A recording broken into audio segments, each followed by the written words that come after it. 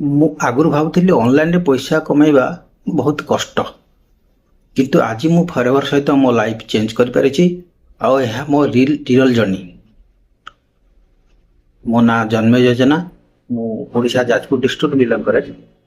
ଆଜି ମୁଁ କିଛି ମୋର ପର୍ସନାଲ କଥା କହୁଛି। ମୁଁ ଆଗରୁ ଗୋଟେ ପ୍ରାଇଭେଟ କମ୍ପାନୀରେ ଜବ୍ କରୁଥିଲି। ବହୁତ ଦିନ ଜବ୍ କରିଛି। ଡେଲି ଲାଇଫରେ ବହୁତ ଷ୍ଟ୍ରଗଲ ଥିଲା, ଇନକମ୍ ଷ୍ଟେବୁଲ ବି ନଥିଲା। ତାପରେ ନିଜେ ଗୋଟେ ଛୋଟ ବିଜନେସ୍ ଆରମ୍ଭ କଲି। ତାହା ଭିତରେ ଅନଲାଇନରେ କିଛି କରିବା ପାଇଁ ବହୁତ ଟ୍ରାଏ କରୁଥିଲି, କିନ୍ତୁ ପ୍ରପର ଗାଇଡାନ୍ସ ମିଳିନଥିଲା। ତାପରେ ମୁଁ ଅନଲାଇନରେ ଜଏନ୍ କରିଲି, କିନ୍ତୁ ଜାଣିନଥିଲି ଫରେଭର ବୋଲି। କାହିଁକିନା ମୋତେ ସବୁ କିଛି କ୍ଲିୟର ଜଣାଯାଇନଥିଲା। କିନ୍ତୁ ତଥାପି ମୁଁ ଗୋଟେ ଚାନ୍ସ ଦେଲି। ପ୍ରଥମେ ମୋତେ 3 ଦିନର ମାନେ ଟ୍ରେନିଂ ସେସନ ପାଇଁ 150 ଟଙ୍କା ଇନଭେଷ୍ଟମେଣ୍ଟ କରିବାକୁ ପଡ଼ିଥିଲା। ତାପରେ 3 ଦିନ ଟ୍ରେନିଂ ପରେ 1500 ଟଙ୍କା ନବସ୍ ବିଲିଂ କରିବାକୁ ପଡ଼ିଥିଲା। ତାପରେ ମୋତେ 2CC କଥା କୁହାଯାଇଥିଲା। 2CC କମ୍ବୋ ଫୋଲ୍ଡ କଥା ବି କୁହାଯାଇଥିଲା। ଜଏନ୍ କଲି। ଜଏନ୍ କରିବା ପରେ ଓଲ୍ଡ ସିଷ୍ଟମରେ କାମ କରୁଥିଲି। ଲିଡ୍ସ ଜେନେରେଟ୍ କରିବାକୁ ବି ପଡ଼ୁଥିଲା। ଲିଡ୍ସ ଜେନେରେଟ୍ କରିବା ଏମିତି ଇଜି ନଥିଲା।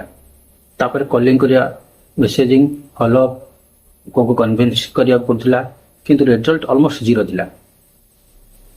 ବହୁତ ଟାଇମ୍ ୱେଷ୍ଟ ହେଲା, ମୋଟିଭେସନ୍ ବି ଡାଉନ୍ ହେଇଗଲା। ତାପରେ ମୁଁ ଅଟୋମେସନ୍ ସିଷ୍ଟମ ବିଷୟରେ ଜାଣିଲି। ମୁଁ ଏତିକି ବୁଝିଲି ଯେ ସ୍ମାର୍ଟ ୱେରେ କାମ କରିବା ଦରକାର, ହାର୍ଡ ୱେରେ ନାହିଁ। ମୁଁ ଅଟୋମେସନ୍ ସିଷ୍ଟମରେ ଜଏନ୍ କଲି। TLF କ୍ରିଏଟର ଅଟୋମେସନ୍ ସିଷ୍ଟମରେ ମୁଁ ଜଏନ୍ କଲି। ସେ ସିଷ୍ଟମରେ କଲ୍ କରିବାକୁ ପଡ଼ୁନି, କାହାକୁ କନଭର୍ସ କରିବାକୁ ପଡ଼ୁନି, ସବୁକିଛି ସିଷ୍ଟମ ଦ୍ୱାରା ହୋଇପାରୁଛି। ସବୁଠୁ ଇମ୍ପୋର୍ଟାଣ୍ଟ କଥା ହେଲା, ଏବେ ମୁଁ କନଫିଡେଣ୍ଟ ଫିଲ୍ କରୁଛି। ଏହି ଅଟୋମେସନ୍ ସିଷ୍ଟମର ଫାଉଣ୍ଡର ହେଉଛନ୍ତି ତରୁଣ ଅଗ୍ରୱାଲ ସାର୍। ଆଉ ମୋର ଅପଲାଇନ୍ ହେଉଛନ୍ତି ମୋର ଭାଇ ଜୟନ୍ତ ବେନିଆ, କୋରାପୁଟରୁ ବିଲଙ୍ଗ କରନ୍ତି। ତାଙ୍କର ବହୁତ ସପୋର୍ଟ। ତାଙ୍କ ଭଳି ଅପଲାଇନ୍ ପାଇ ବି ମୁଁ ବହୁତ ଖୁସି, ପ୍ରାଉଡ ବି ଫିଲ୍ କରୁଛି। ଆଉ TLF କ୍ରିଏଟରରେ ଆପଣ ଫରେଭର ସହିତ ଆହୁରି 5ଟା ଇନକମ୍ ଷ୍ଟ୍ରିମ୍ ପାଇପାରିବେ। 5 ୱେରେ ଆପଣ ଆଉ ଇନକମ୍ କରିପାରିବେ।